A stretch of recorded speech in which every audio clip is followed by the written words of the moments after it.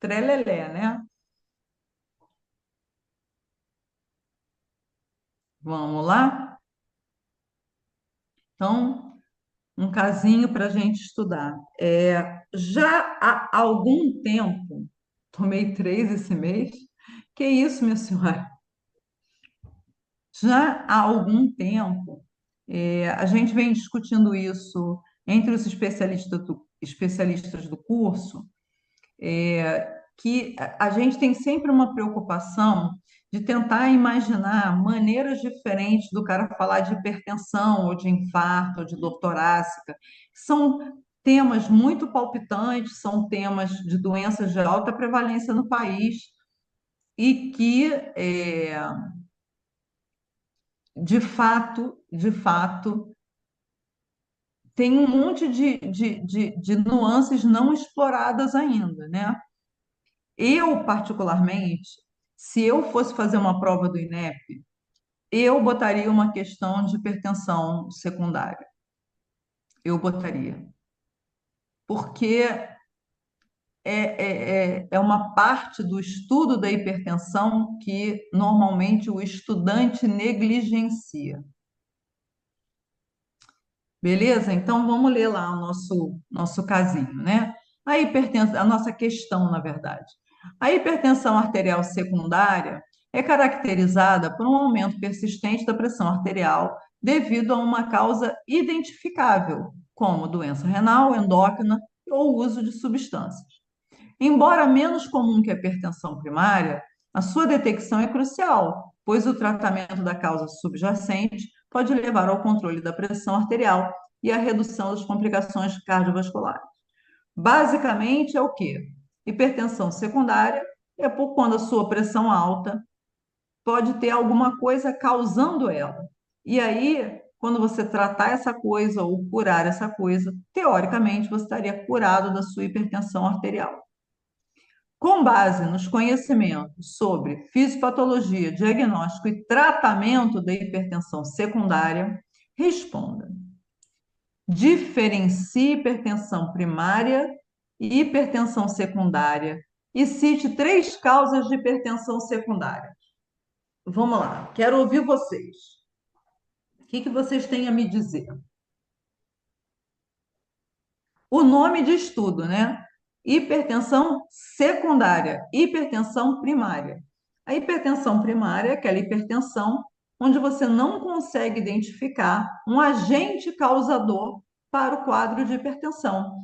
É uma hipertensão que tem uma combinação de fatores genéticos e ambientais que está relacionada a ela, mas onde você não consegue identificar um agente causal específico. Hipertensão secundária é quando você consegue identificar um agente causal para a hipertensão. E aí, as causas frequentes de hipertensão secundária seriam as doenças renais, né? Seja insuficiência renal, glomerulopatias, alguma coisa renal, estenose de artéria renal, ou porque tem causas endócrinas e não endócrinas. E eu fico tentando, obviamente, não puxar a sardinha para o meu lado. Ou as causas endócrinas. E aí, entre as causas endócrinas, meu amigo, pode sentar e pode começar a falar, porque tem 1 milhão. As, tanto hipo quanto hipertireoidismo, tá, Laís? Feocromocitoma, síndrome de Cushing, hiperaldosteronismo.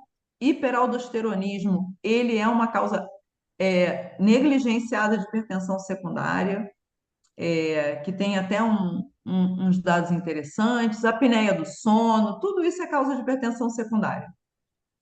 E é tratável, tipo curável. Se você tem lá um tumor que produz aldosterona, tirou o tumor, acabou seu problema. Não é isso? Beleza? Então vamos lá, a resposta da A, Beth. Primeira resposta. Ah lá, beleza. É, vamos lá, Jander. A gente tem que lembrar o seguinte, Jander. Vamos lembrar que hipertensão secundária, normalmente você suspeita quando? Você suspeita de hipertensão secundária quando A hipertensão aparece em pacientes muito jovens que não têm nem fator familiar, nem fator ambiental, nada que justifique ele ser hipertenso. A hipertensão que aparece em gente muito jovem, até criança. E você tem a hipertensão, que vinha muito bem controlada num paciente acima de 50 anos, vinha com a pressão muito bem controlada e que subitamente passa a ser uma hipertensão que não se consegue controlar, né? Uma hipertensão refratária ou uma hipertensão resistente. Por que que a gente tem que lembrar disso? Que não é só em gente jovem. Porque a doença renovascular ela pode acometer você depois de uma certa idade. Você pode ter sido um adulto hipertenso primário a sua vida toda e você passar a ter uma hipertensão resistente ou refratária porque você desenvolveu uma doença, uma estenose de artéria renal. E não pode se esquecer disso, né? E lembrar o seguinte, que estenose de artéria renal ou hiperaldosteronismo primário são duas situações que, se você fizer o que a gente normalmente faz para hipertensão, que aí é cobrar, piora, piora a situação, piora a função renal do doente, subitamente. Fica a dica, fica a dica. Maiores de 50, exatamente. E doença renal crônica, né? Porque ele pode ter uma doença renal crônica intrínseca do rim, não precisa ser secundária a nada. Beleza? Mas então a gente já passou por várias possibilidades, etc, etc, etc. As três causas mais comuns são essas, mas se ele pedisse para você citar causas, daquele jeito que nem a gente viu nas questões anteriores, a gente já viu várias possibilidades de causas. Beleza? Volta lá para as perguntas, Elizabeth, minha filha querida do meu coração. Deixa eu ver aqui as perguntas aqui. Descreva critérios clínicos e laboratoriais que indicariam a necessidade de investigação de hipertensão secundária. Então, critério clínico a gente já fala um, que é o início precoce da hipertensão em gente jovem, né? Ou em gente muito idosa, ou em menores de 30, ou em maiores de 50, 50, 55, eu acho, segundo o Ministério da Saúde. Eu falei dois, a hipertensão resistente e a persistente. O que mais? A hipertensão acelerada ou maligna, né? Que é aquela com lesão de órgão-alvo muito rápido. O que mais? A gente lembrou do hiperaldosteronismo? O que a aldosterona faz? Qual é o efeito dela? Súbita. O que a aldosterona faz? Retém sódio e água e elimina o que, Laís?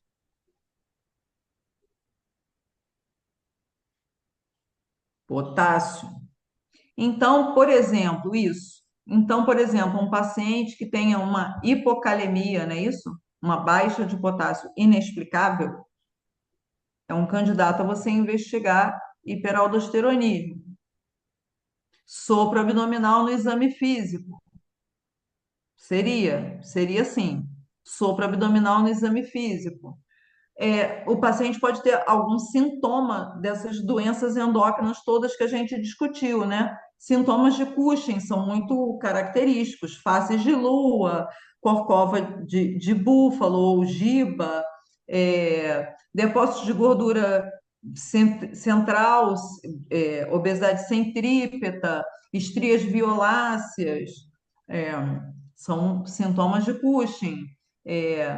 Episódios hipertensivos graves, com lesão de órgão-alvo em surtos, né? Que são crises o feocromocitoma, ele normalmente o paciente não é hipertenso o tempo todo, ele tem episódios que lança muita catecolamina na circulação, ele tem picos de pressão absurdos, acompanhado de taquicardia, de aforese, como se fosse um ataque de pânico, não é isso? Que mais? Sinais, sintomas de hipertireoidismo, emagrecimento, olhos esbugalhados, ou exoftalmia, bócio, tudo isso, todos os sintomas que você possa imaginar para essas doenças que a gente conversou como causa de hipertensão secundária, seriam os critérios clínicos. E aí, laboratório. Laboratório, a gente tem que pensar no quê? Se a gente tem que avaliar função renal, a gente tem que fazer a taxa de filtração glomerular, né? Um perfil renal para calcular a taxa de filtração glomerular. Uma atividade de renina plasmática cai bem, né? Para a gente verificar hematúria, proteinúria, pode ser.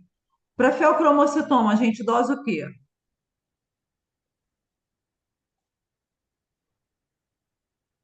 Tem um nome bonito. Para feocromocitoma, Rodrigo, eu estou mais rápido que tu. Catecolaminas. Então, chama metanefrina, tá, Priscila? Vamos guardar isso aí? Metanefrina. Metanefrina, seja plasmática ou urinária. Para Cushing, a gente tem que fazer o quê? Cortisol livre urinário. Para o sopro lá que você escutou no seu exame físico, a gente pede o quê? O sopro abdominal. A gente pede o quê? Ultrassom. Desenvolva. Vai ser só ultrassom que vai avaliar um sopro? O que que eu preciso fazer no coração, né, Neilton? Eu estou falando da artéria renal. O que que eu preciso fazer? O Doppler. Entenderam? Preciso ultrassom para ver o rim como um todo, mas a gente está, eu tô, a gente não chegou à conclusão, Rodrigo, de que uma causa comum é a estenose de artéria renal. Para eu tentar investigar, você volta no que você mesmo respondeu, entende?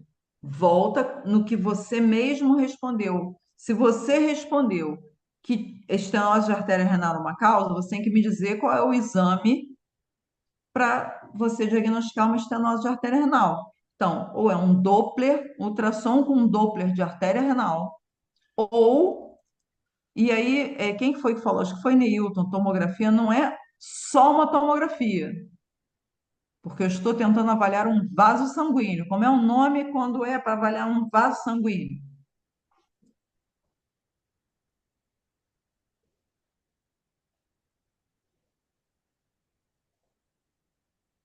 Angiotomografia, angiotomografia, ou arteriografia. Aí é outro exame. Angiotomografia é uma coisa ou arteriografia que é um outro exame. Mas eu diria que é um Doppler ou uma angiotomografia.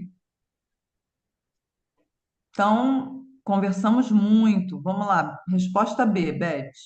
Viu? Vocês sabem. Ficam de onda. Olha lá. Tudo que a gente falou. Tudo que a gente falou, tudo que a gente discutiu, tudo que a gente falou. Na prova vem o Olha só, Priscila, você fica, tipo, ouvindo minha voz, assim, na sua cabeça, tipo, vozes do além, mas você não comenta com ninguém que você está ouvindo vozes do além, porque vão achar que você está esquizofrênica.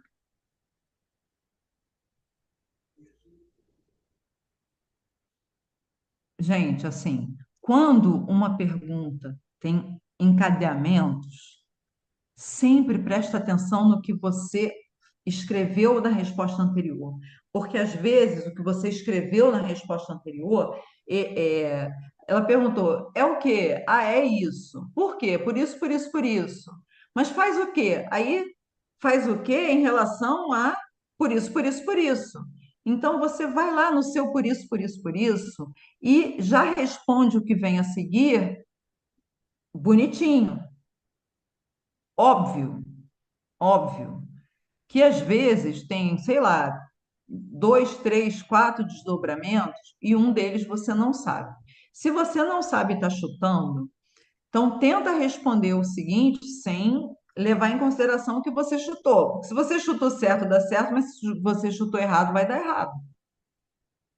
Agora, se você tiver convicto do que você está respondendo, normalmente as respostas subsequentes elas vão ter sentido com o que você já falou antes, entendeu? Entenderam o que eu estou querendo dizer?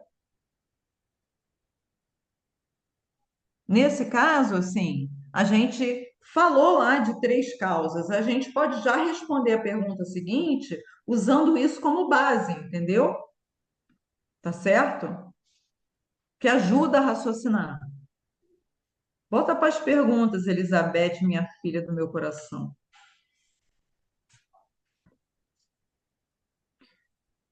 E aí, assim, esse negócio de discuta os desafios está tão na moda. Está na moda isso, está na moda mudança de estilo de vida. Então, saibam mudança de estilo de vida e saibam desafios no SUS. Então, vamos lá. Vamos pensar um pouquinho. Quais seriam o principal desafio no SUS, eu acho, é porque normalmente a hipertensão vai ficar no âmbito da unidade básica de saúde, não e vai passar batido, né? Ou seja, ninguém vai achar que é, ninguém vai se lembrar que ela existe. Então, eu diria que o primeiro desafio é que ninguém suspeita da hipertensão secundária. E às vezes o paciente é pouco visto. Eu acho que o segundo desafio tem a ver com dinheiro, sempre tem a ver com dinheiro, que é o acesso a exames especializados, exames mais, como é que eu vou dizer, sofisticados, né? Vou dar um exemplo.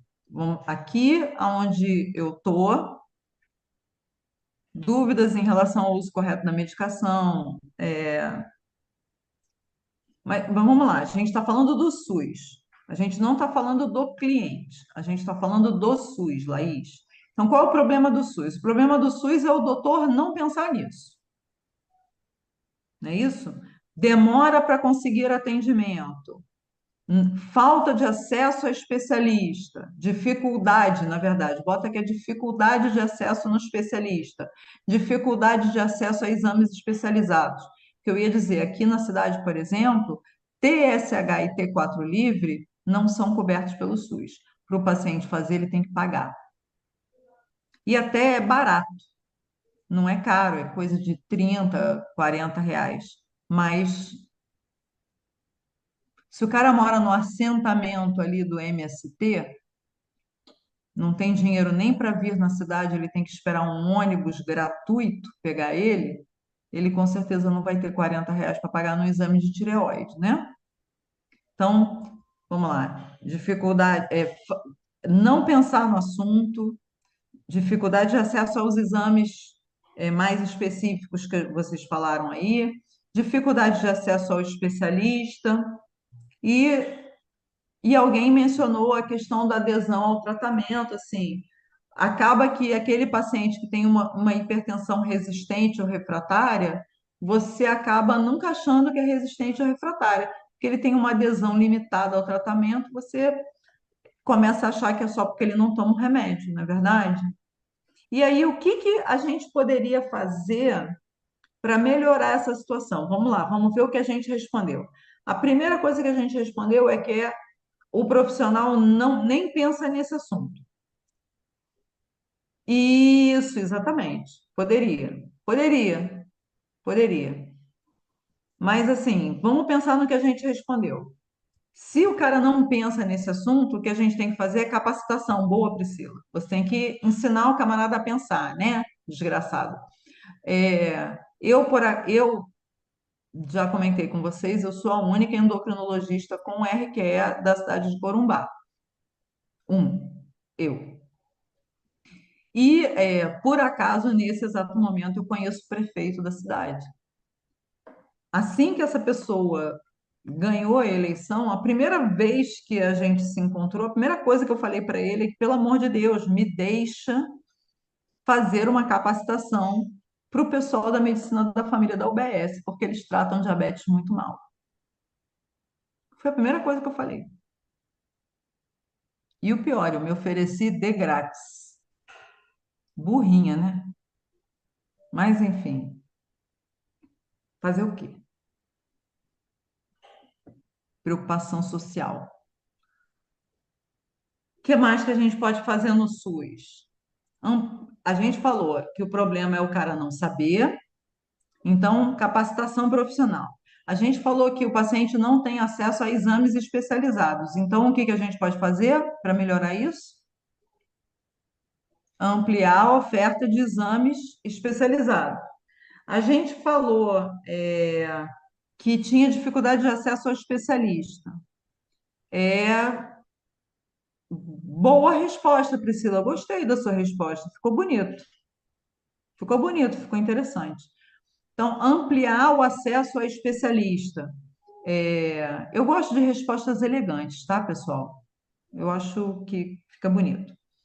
Ampliar o acesso ao especialista, melhorar os fluxos de referência e contra-referência. Não é nisso que o SUS se baseia? O SUS, o tal de SUS, se baseia em referência e contra-referência. Então, melhorar os fluxos de referência e contra-referência para o cara ter acesso ao especialista. O que mais? Para você melhorar a adesão do paciente, né? Campanhas de conscientização da necessidade da adesão ao tratamento. O que que a gente poderia dizer mais? A gente poderia falar sobre criar protocolos melhor implantados para que todas as unidades sigam o mesmo protocolo, de modo que o paciente não se perca em vários tipos de tratamento diferente, né? Fortalecer o uso de protocolos. Eu gostei dessas respostas aí. Você vê que a Priscila fica alegando que ela tem Alzheimer, mas tem umas respostas elegantes, eu gostei. Vamos lá, vamos ver a resposta? Beth, por favor.